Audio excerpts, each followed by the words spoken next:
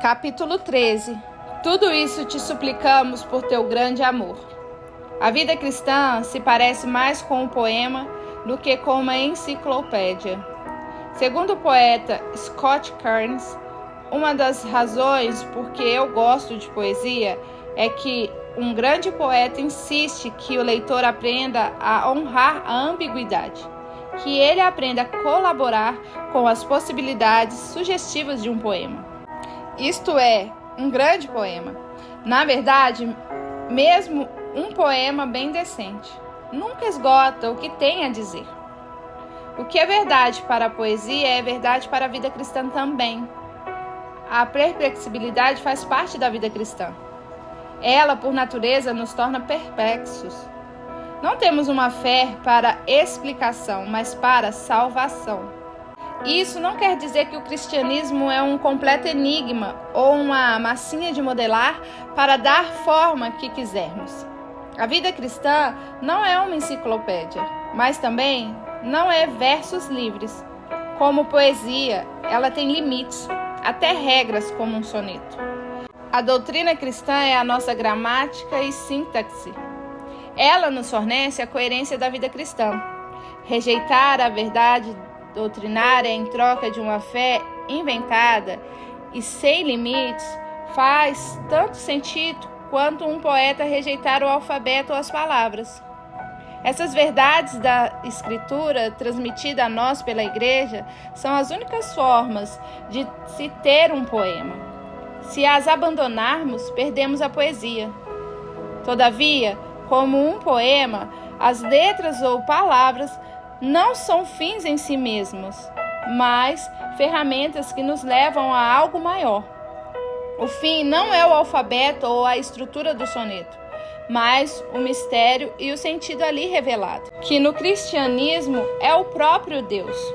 Contudo, na poesia da vida cristã, em seus credos, liturgia e ética, sempre há um resquício, um espaço que não conseguimos mapear bem.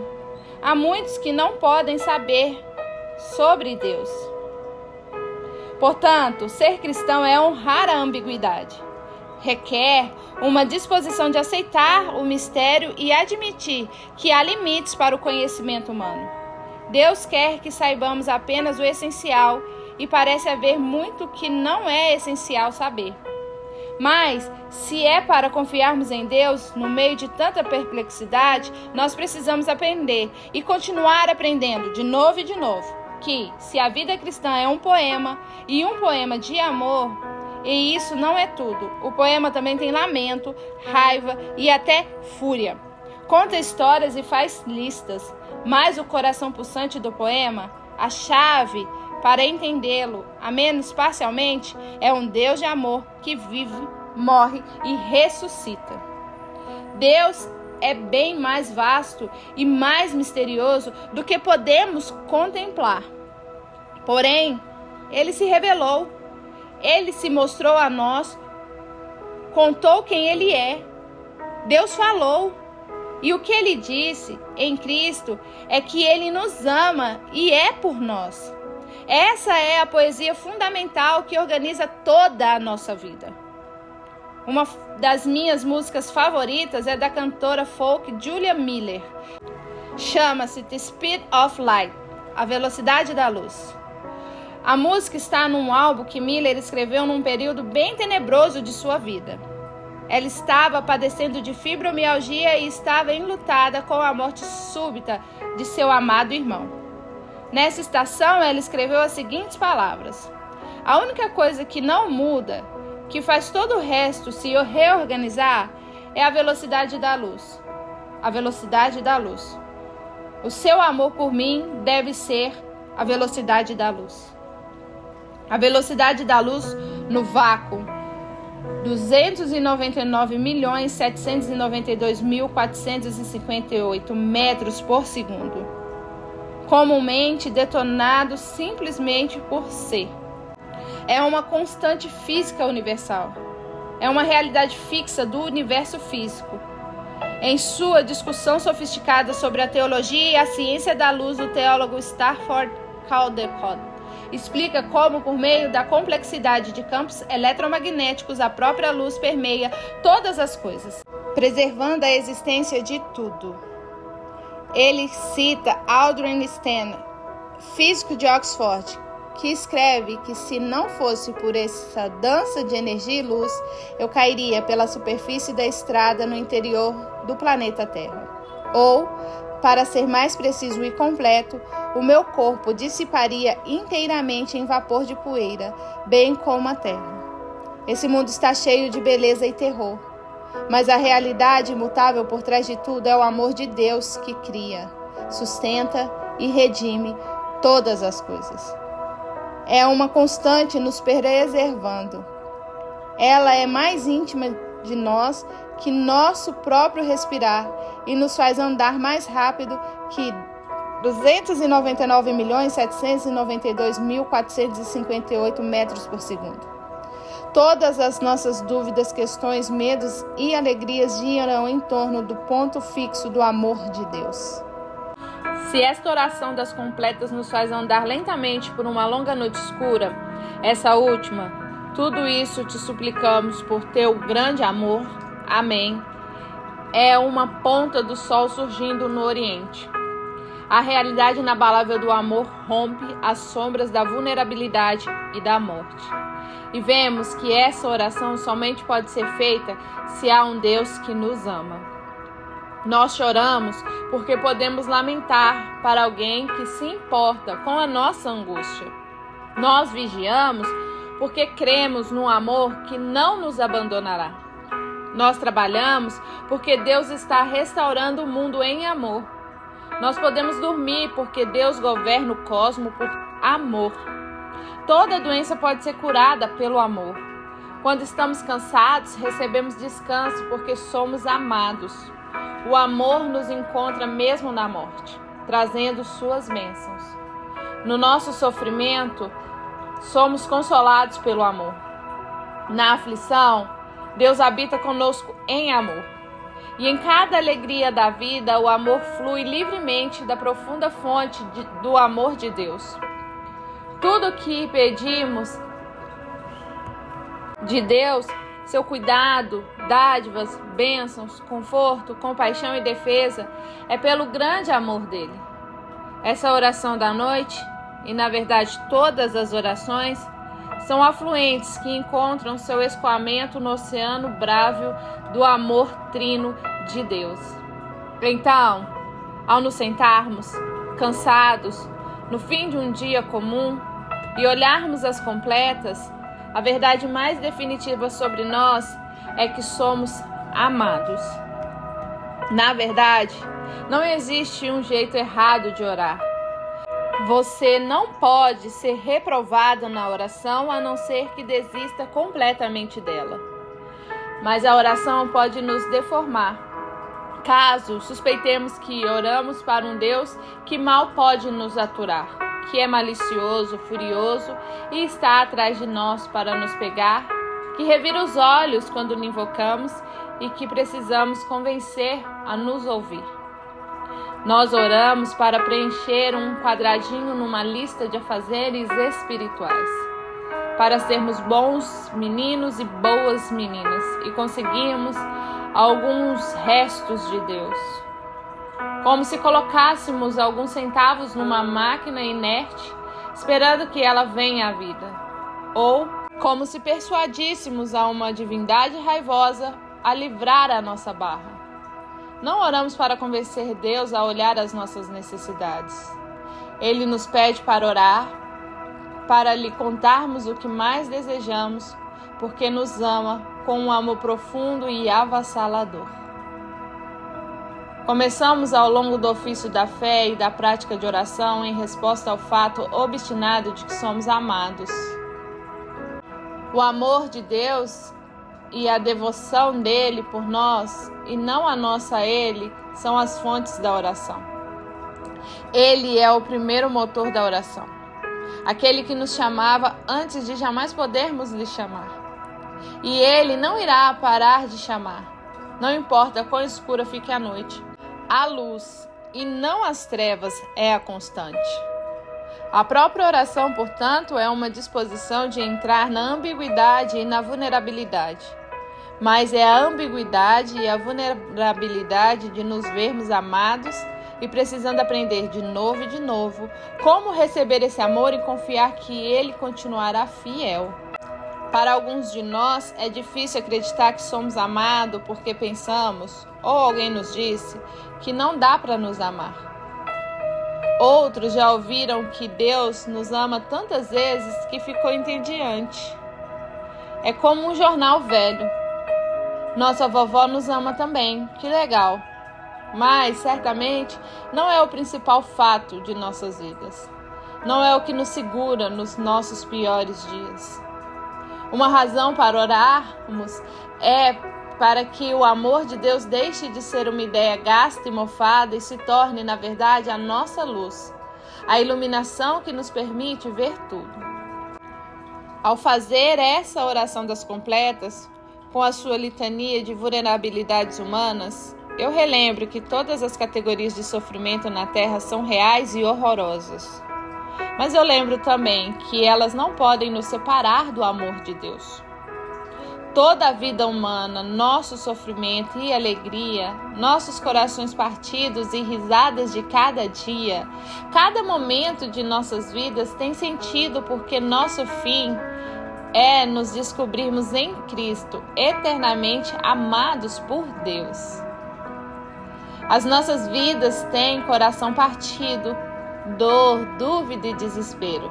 E contudo, o que sempre permanece, é o amor daquele cuja beleza está além da mudança. Como escreveu Gerard Marley Hopkins, a âncora de toda teodiceia e de toda oração e de toda prática cristã é o amor generoso de Deus. No fim, a única forma de passar por esse mistério é colocar todo o peso de nossas vidas no amor de Deus. E a única coisa que faz suportar esse mistério valer a pena é se Deus realmente nos amar. Quando minha filha mais velha era bem pequena, ela se prendia a certas questões. Ela perguntaria a mesma coisa por semanas, algumas vezes por meses, vez por vez. O meu marido e eu tentávamos responder o mais pacientemente que conseguíamos todas as milhares de vezes. Havia duas perguntas que ela sempre repetia. A primeira se tornou uma espécie de piada familiar, porque agora que ela já cresceu, ela não lembra quão frequentemente ela fazia essa pergunta. A outra é tão fofa que eu não faço piada, porque eu me identifico profundamente com ela. A primeira pergunta, que surgiu por volta dos 2 ou 3 anos de idade, era ela falar meses a fio: qual é o seu nome? O pai dela respondia: Jonathan. E qual é o seu nome do meio? Edward. Edward? Ela respondia como se essa fosse uma informação nova e interessante, que ela não tinha recebido já pela 3ª vez naquele dia. Não é Edward, é Edward. Ele corrigia. Então ela continuava: qual o seu sobrenome? E então ela perguntaria para todo mundo. Eu, Jonathan, desconhecidos e qualquer um que quisesse lhe contar o seu nome completo. E ela faria essa pergunta quantas vezes fosse possível. Eventualmente, graças a Deus, ela parou com essas perguntas. Anos depois, uma questão diferente surgiu. Mamãe, você me ama? Papai, você me ama? Ela era um pouquinho mais velha agora e ela sabia que estava fazendo essa pergunta demais. Ela admitia. Dizia: desculpa perguntar de novo. Mas ela precisava ouvir a resposta de novo e de novo. Ela não perguntava porque não tínhamos lhe dito que a amávamos, mas porque era tão fácil duvidar, questionar se era verdade, esquecer ou se perguntar se dava para confiar. Todos nós precisamos ouvir isso de novo e de novo. Eu venho a Deus de novo e de novo, com toda espécie de perguntas. Mas de todas elas, de uma forma ou de outra, se resumem às duas perguntas que a minha filha me fez milhares de vezes. Qual é o seu nome? Você me ama? Nas escrituras, o nome de uma pessoa sempre estava ligado ao seu caráter, quem ela é e como ela é. A minha pergunta constante a Deus é: como você é? Dá para confiar em você? Você é bom? E a pergunta: você me ama? Você pode me falar de novo? É difícil de eu lembrar e crer nisso. Você é um Deus de amor? E esse amor é para mim? Até aqui?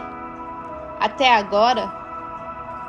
Certa noite, não muito depois do final de 2017, eu tive um sonho sombrio e bem nítido. Nele, eu tinha uma melhor amiga. Ela era uma pessoa adorável de quase todas as formas e éramos inseparáveis. Mas no meio do sonho eu descobri que ela era uma assassina de aluguel. Ela normalmente era gentil e generosa, mas ela ocasionalmente matava pessoas para ganhar dinheiro. Nesse sonho, eu me angustiava sem saber se podia confiar na minha grande amiga. Então, eu vi a lista dela de alvos e eu era a próxima da lista. Ela foi sincera comigo sobre isso. Ela não queria me matar, mas esse era o trabalho dela. Ela precisava tomar uma decisão. Eu implorei para que ela poupasse a minha vida, para que encontrasse outro emprego. Então eu acordei de supetão, no meio do meu quarto escuro.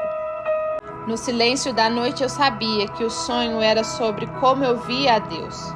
Eu o amava, eu o tinha considerado um amigo por um bom tempo, mas eu não confiava nele. Ele podia ser tão amável, mas ele também tinha uma lista de alvos, e eu estava nela. Essa imagem de Deus como assassino de aluguel mostra a minha incredulidade, o quão pouco eu conheço de Deus. Deus não é como um assassino de aluguel, que apesar das aparências, guarda uma malícia oculta. Se Deus está atrás de nós para nos pegar, não é para nos destruir, mas para nos amar. C.S. Lewis nos diz que o maior perigo que a maioria de nós encara não é parar de acreditar em Deus, mas começar a acreditar em coisas terríveis sobre Ele. O medo que sentimos é que descobramos, então é assim que Deus é? Ele não é confiável? A razão de Deus ser confiável é porque Deus é amor. E o amor não é como o nosso. O nosso amor, do melhor até o pior, parece mais como o dia e a noite. Ele vem e vai, sobe e desce. Às vezes nós amamos com pureza e nobreza e é glorioso, mas sempre se esgota e esmorece. O sol se põe. O amor de Deus é uma constante, não como a noite e o dia, mas como a velocidade da luz. O amor dele é o centro de todas as coisas e não há trevas nele.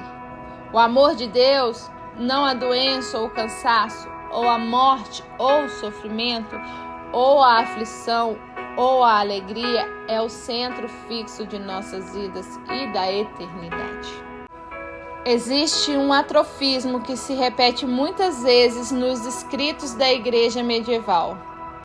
Per crucem ad lucem. Pela cruz para a luz.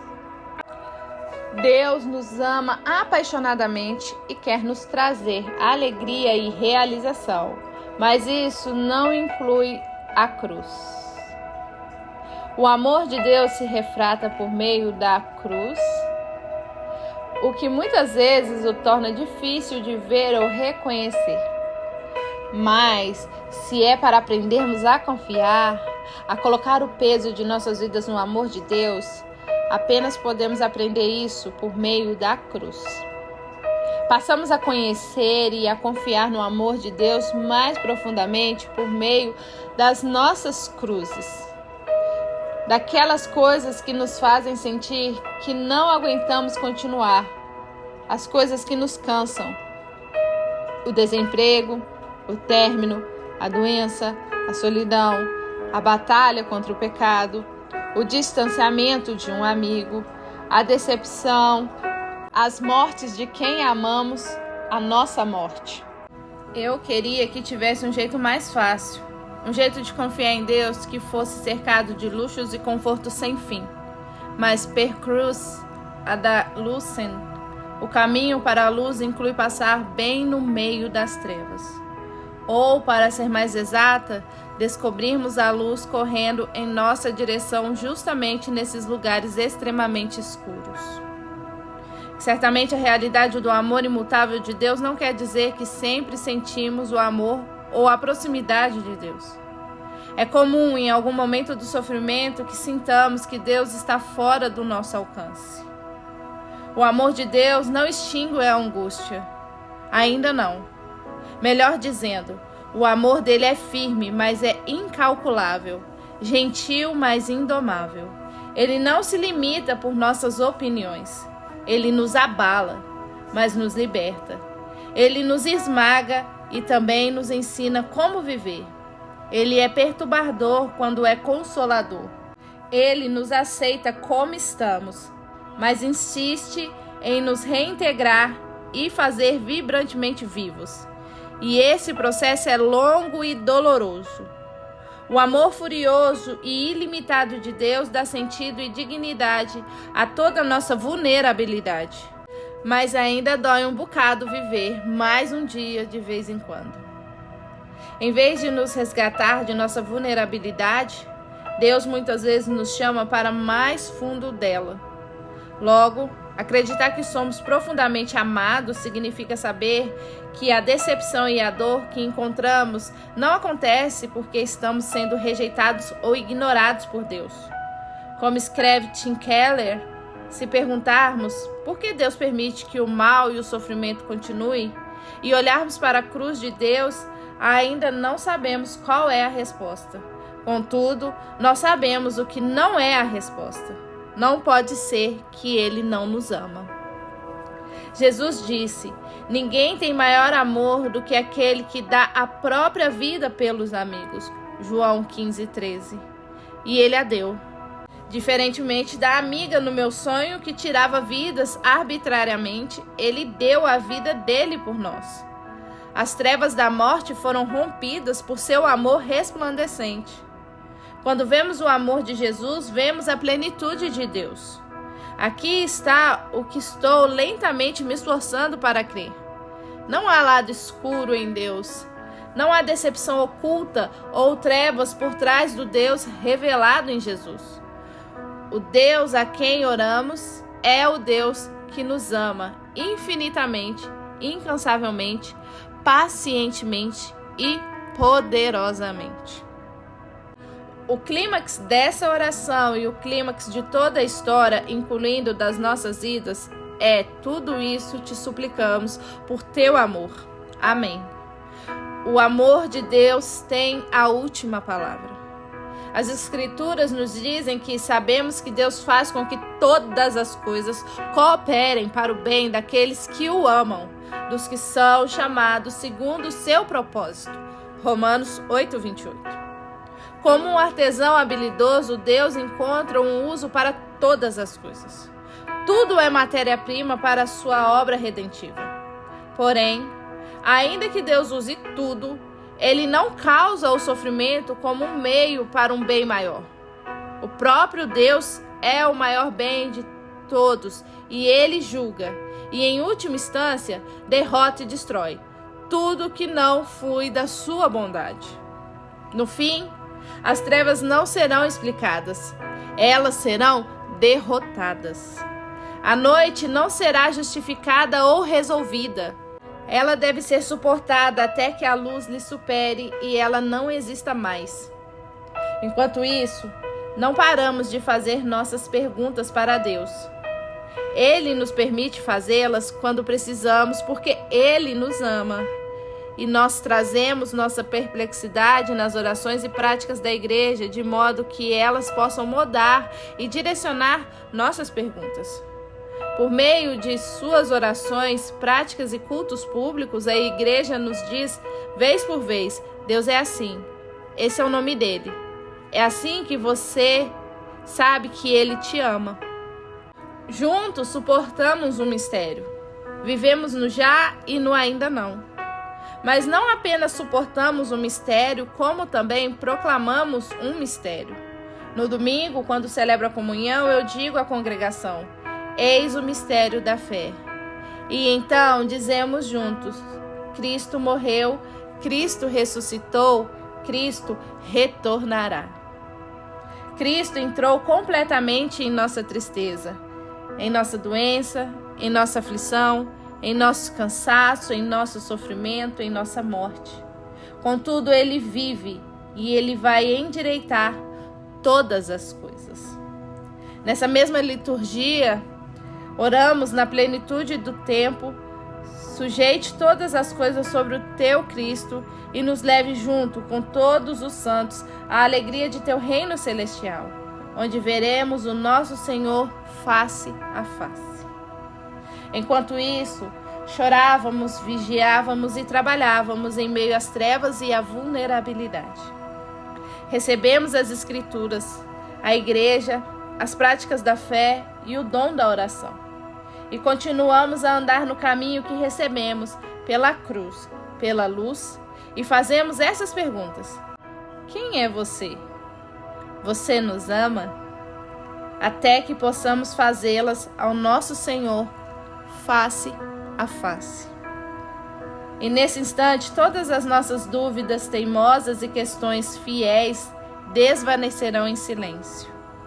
O que provamos por breves momentos, o que ansiamos e o que tocamos, ainda que de leve, nessas antigas orações e práticas, conheceremos plenamente, pois veremos a luz que as trevas não podem cobrir. Encontraremos a realidade imutável do amor. E então vamos saber que tudo o que aconteceu foi pelo grande amor.